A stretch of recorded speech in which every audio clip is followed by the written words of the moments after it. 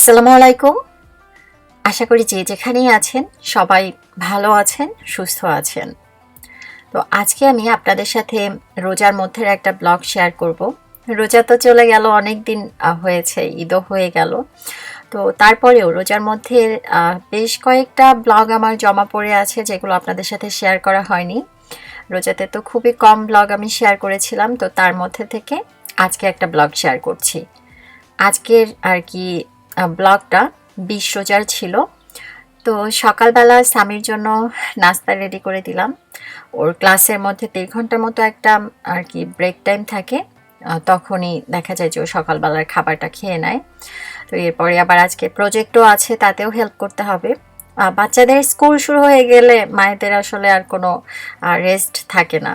বাচ্চা থাকলেই এমনিতেই কোনো রেস্ট থাকে না, তার উপরে আবার স্কুল থাকলে তো ওদের পড়াশোনায় হেল্প করা আরও একটা এক্সট্রা কাজ কিন্তু হয়ে যায়। দেখা যায় যে তখন মায়েরা আবার নতুন করে স্কুল শুরু করে। তো ঠিক তেমনি আমার ক্ষেত্রেও এটাই হচ্ছে এখন আমার ডেইলি রুটিন। তো সামির প্রজেক্টে হেল্প করে দিচ্ছি।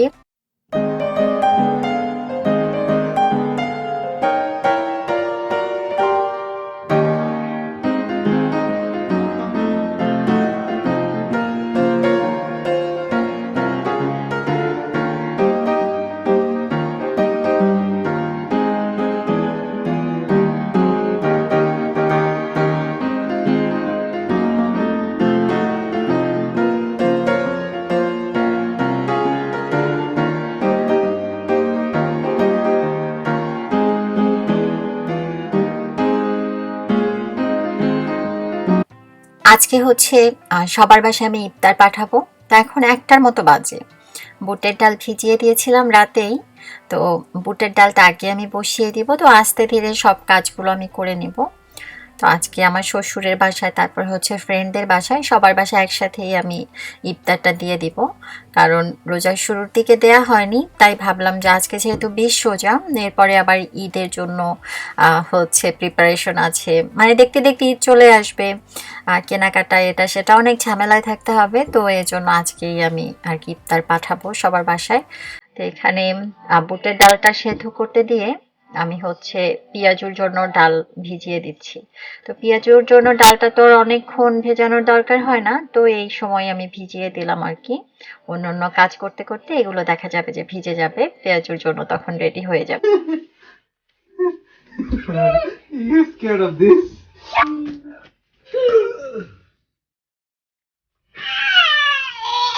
Oh, look. Sammy, look. Come here, look.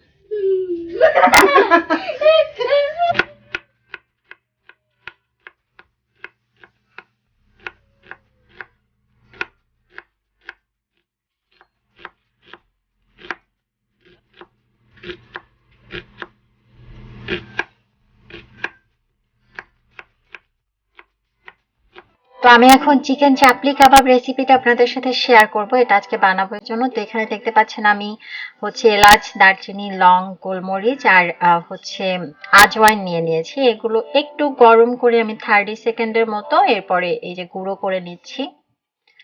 আজওয়াইনটা প্যাকেটের গায়ে আজওয়াইনের লেখা থাকে, আপনারা যে কোনো আর কি বাঙালি গ্রোসারি বা সুপার মার্কেটেও পেয়ে যাবেন, ইন্ডিয়ান। তো এখন আমি এই মশলাটা গুঁড়ো করে নিচ্ছি। আজকে আর কি চাপলি কাবাবে এই গরম মশলাটা আমি ব্যবহার করব, এর জন্য আলাদা করে আমি দেখিয়ে দিয়েছি। তো এখানে এই যে দেখতে পাচ্ছেন আমি সব রকম মশলা নিয়ে নিয়েছি একসাথে। এখানে স্বাদ মতো লবণ আছে, তারপরে হচ্ছে হাফ চা চামচ করে আছে জিরে গুঁড়ো, হাফ চা চামচ ধনিয়া গুঁড়ো, এরপরে 1 চা চামচের থেকে বেশি, মানে 1.5 চা চামচের মতো আছে ওই যে গরম মশলাটা আমি বানিয়েছি সেখান থেকে 1.5 চা চামচ নিয়েছি। লাল মরিচের গুঁড়ো আছে 1 চা চামচ। এরপরে হচ্ছে এই যে চিলি ফ্লেক্স, এখানে 1 টেবিল চামচের মতো হবে। এটা খুব বেশি ঝাল না। আর সাথে আমি কাঁচামরিচও নিয়ে নিয়েছি একটু বেশি করে।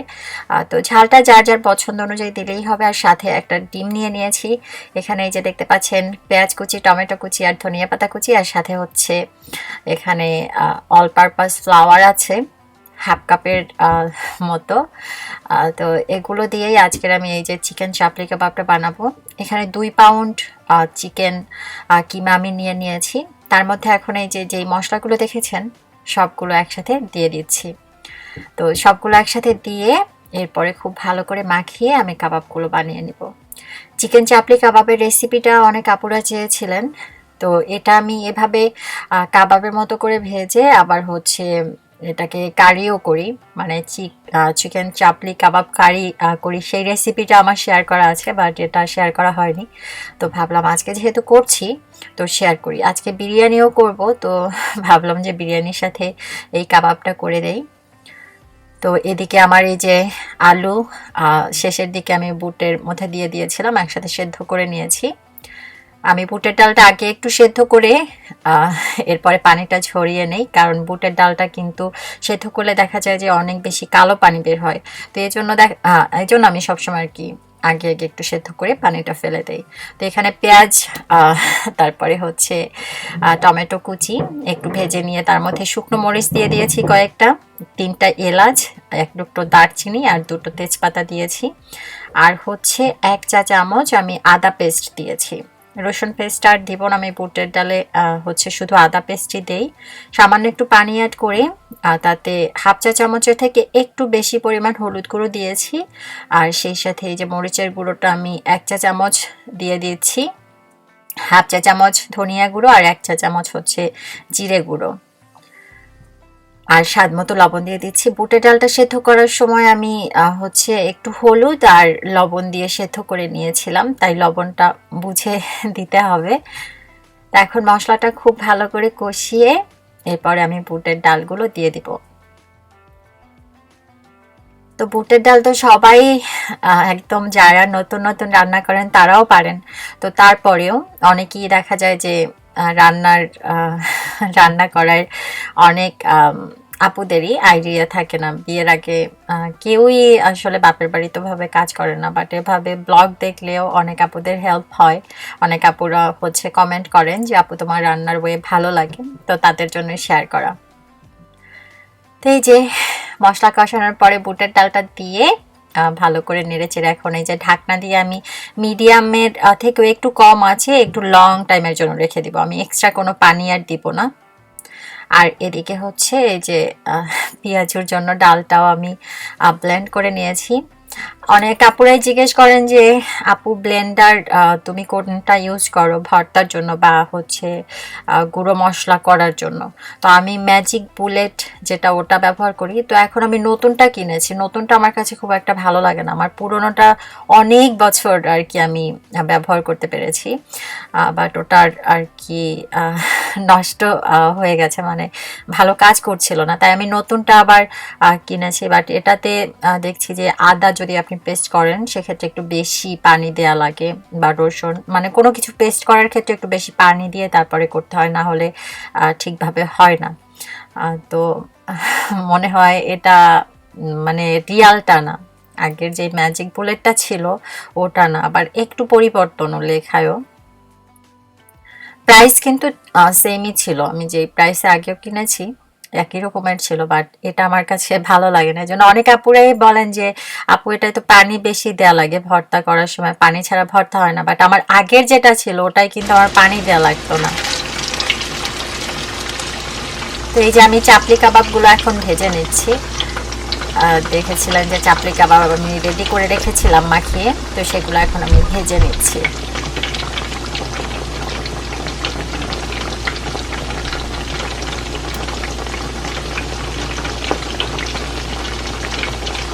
একটু হাই হিটেই ভেজে নিচ্ছি। আর এই কাবাবগুলো কিন্তু অনেক বেশি সময় নিয়ে ভাজলে শক্ত হয়ে যায়, খুব একটা ভালো লাগে না। তো যেহেতু কিমা দিয়ে তৈরি করা, খুব বেশি সময় নিয়ে কিন্তু ভাজার প্রয়োজন হয় না। এই যে দেখতে পাচ্ছেন ঠিক এরকম ব্রাউন কালার হয়ে গেলেই হয়ে যাবে। আমি একটু ভেঙেও দেখাচ্ছি, কালারটাও কিন্তু খুব সুন্দর এসছে। তো এইভাবে ট্রাই করে দেখতে পারেন, এই চাপলি কাবাবটা খেতে অনেক মজার হয় পোলাও কিংবা বিরিয়ানির সাথে। এই যে ভেতরটা কিন্তু একদম পারফেক্ট হয়েছে।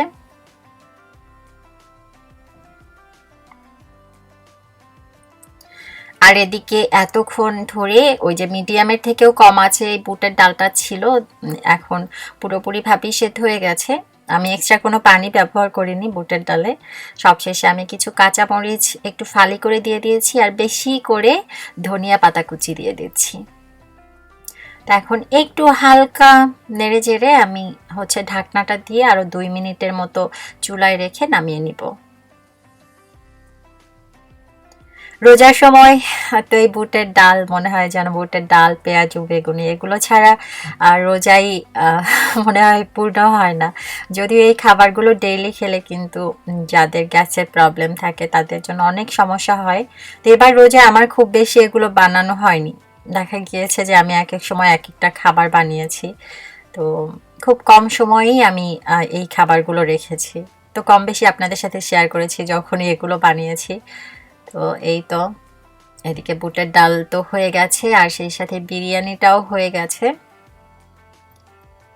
তো অন্য অন্য ইফতার আইটেম তো থাকছে, তার সাথেই পাশে আর কি কিছু বিরিয়ানি অ্যাড করা হবে। তো এই জন্য অনেক বেশি করে আমি করিনি, যাতে যে কটা বাসায় আমি পাঠাবো সেটা যেন একদম ঠিকঠাক মতো হয় সেই অনুযায়ী করেছি। আর দেখা যায় রোজার সময় অনেক খাবার করা হয়, তো অনেক সময় দেখা যায় যে ফ্রিজেও অনেক ধরনের খাবার থাকে। তো এই জন্য চাচ্ছিলাম না যে অনেক বেশি করে ফ্রিজে রেখে দিতে। তো যেটা করব সেটাই যাতে সবাইকে দিয়ে দিতে পারি এই অনুযায়ী করেছি আজকের খাবারগুলো। তো এখন সব আর কি ভাজা পোড়া রান্না বান্না সবকিছুই শেষ। তো এখন জাস্ট হচ্ছে ফ্রুটস গুলো আমি রেডি করে নিচ্ছি।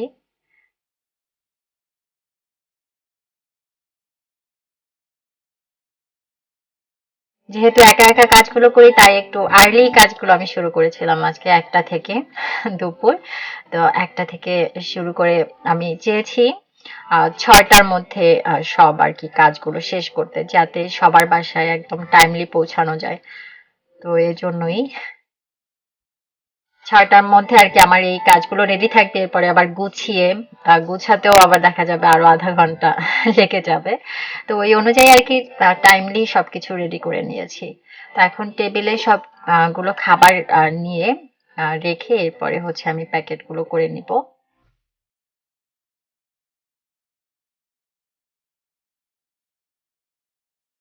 আমার কিন্তু 6টার মধ্যে এই খাবারগুলো রেডি করা হয়ে গেছে। তো এই যে এখানে বিফ বিরিয়ানি করেছি, আর সেই সাথে আছে হচ্ছে বুটের ডাল, আরো করেছি হচ্ছে পেঁয়াজু বেগুনি। বেগুনির ভিডিওটা আর নেওয়া হয়নি। আর ওই যে নিচেরটাতেও কিছু চাপলি কাবাব আছে, পেঁয়াজু আছে রাখা। আর এটাতে হচ্ছে জিলাপি, জিলাপিটা কেনা, এটা আর হাতে বানানো না। আর বাকি সব কিছুই কিন্তু হাতে বানানো। আর সেই সাথে এই যে চাপলি কাবাব, সাথে আছে চিকেন রোল, এটাও আমার বানানো। তারপরে ফ্রুটস কেটে নিয়েছি কিছু, শসা, তরমুজ, তারপরে সাথে আছে আঙুর। এই তো এই খাবার দাবারই আজকের আর কি সবার জন্য করা হয়েছে।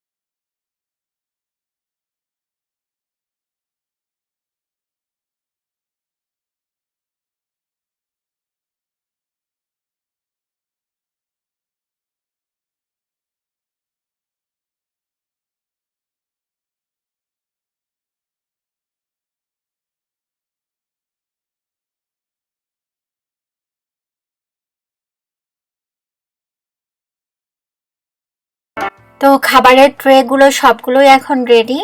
আমি উপর থেকে একটু টুথপিকের সাহায্যে ছিদ্র করে দিচ্ছি, যাতে খাবারগুলো আর কি একটু মচমচে থাকে, যেগুলো ভাজা পোড়া খাবার। আর না হলে দেখা যাবে যে তেলে ভাজা তো ওগুলো হচ্ছে একটু নরম হয়ে যায়। এই জন্যই ফয়েল পেপার দিয়ে আটকে দিলে উপর থেকে একটু ছিদ্র করে দিতে হয়। আমার জামাই তো দেখে বলে কি খাবার সব ঠান্ডা হয়ে যাবে না? তো যেগুলো আসলে তেলে ভাজার সেগুলো কিন্তু এরকম একটু ফয়েল ট্রেতে রাখলে উপর থেকে একটু আর কি জায়গা করে দিতে হবে বাতাসটা প্রবেশ করার জন্য।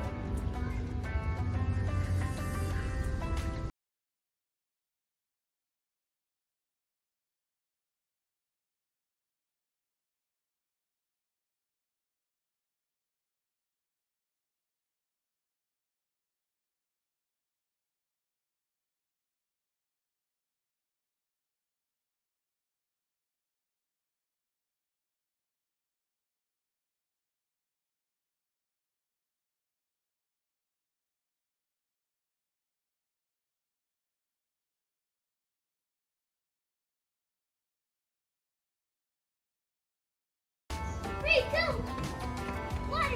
It's your.